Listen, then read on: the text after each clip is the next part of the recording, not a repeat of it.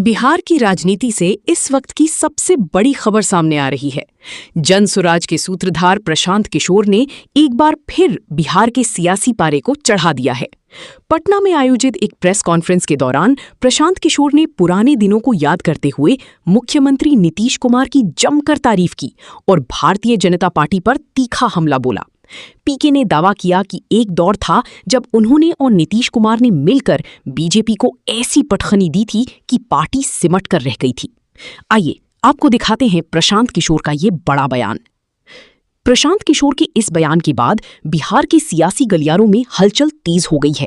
एक तरफ जहां पीके लगातार नीतीश सरकार पर हमलावर रहते हैं, वहीं प्रेस कॉन्फ्रेंस में नीतीश कुमार की पुरानी नेतृत्व की तारीफ करना और बीजेपी को निशाने पर लेना कई नई राजनीतिक समीकरणों की ओर इशारा कर रहा है। परिणाम के बाद कहेगा कि हार रहे हैं, जीत रहे हैं, इसलिए ऐसा बोल रहे हैं। हार जीत अपनी जगह पर है, लोकतंत्र जिंदा रहना चाहिए। ऐसा नहीं है कि कोई भाजपा चुनाव नहीं हारी है। 2015 में हम लोग यहाँ पर सत्ता में थे, भाजपा को धूल धूसरित कर दिया गया, 55 सीट भी नहीं मिला था।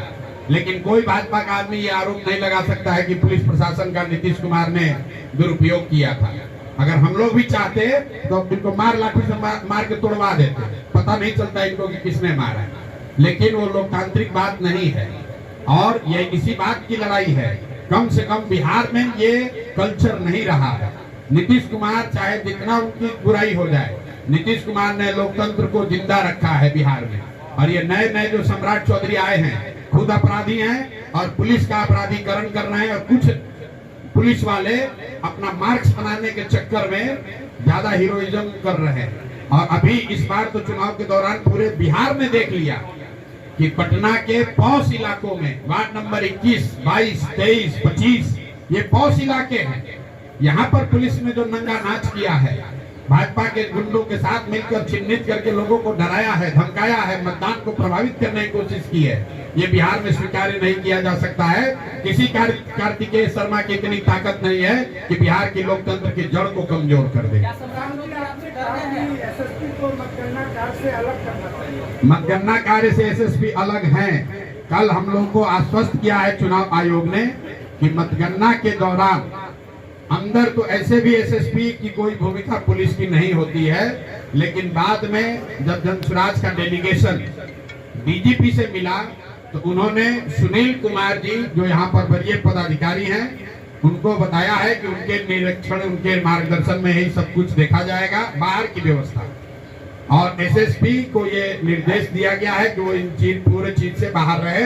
ये अपने आप में एसएसपी होने के नाते उनको शर्म आनी चाहिए कि एक आदमी को आपके जिले में हो रहे इतनी बड़ी व्यवस्था से अलग करने का निर्देश दिया गया है। ये दिखाता है कि आपकी क्षमता कितनी है।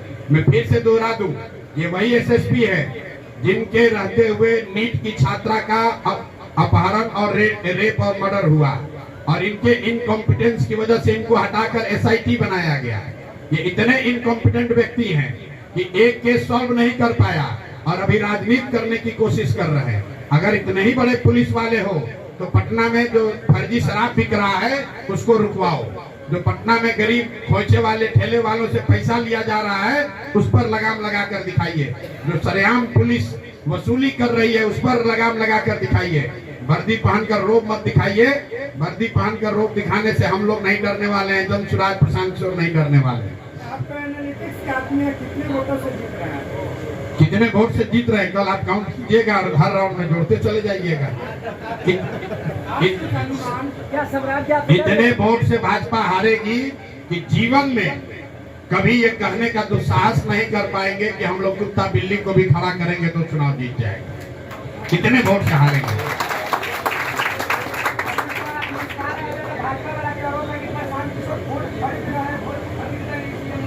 मुस्कुरा रहे, हम नहीं मुस्कुरा रहे तो लोग कहता है कि हार रहे इसलिए मुस्कुरा नहीं रहे। जब मुस्कुरा रहे तो वोट खरीद रहे हैं।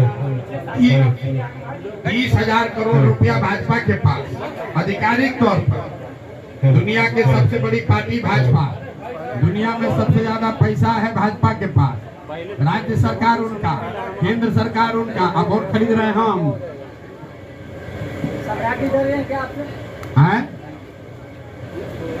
सम्राट जी डर गए आप? सम्राट जी को डरने की जरूरत कल परिणाम आने के बाद है, क्योंकि हम लोगों ने कहा है कि कल का जो चुनाव है वो सम्राट सरकार पर रेफरेंडम है। और जिस तरीके से पूरी सम्राट सरकार, उनके विधायक, मंत्री, सांसद, अफसर, पुलिस सब लगे हुए थे, अगर कल भाजपा हारी तो सम्राट चौधरी को उसकी नैतिक जिम्मेवारी लेनी चाहिए, इस्तीफा देना चाहिए। अगर नहीं लेंगे तो भाजपा वाले खुद ही उनको हटाएंगे, हमको उसकी चिंता करने की जरूरत नहीं है। जैसा मैंने पहले कहा है, कल चुनाव हारेंगे, सम्राट चौधरी के हटने का रास्ता मार्ग प्रशस्त हो जाएगा।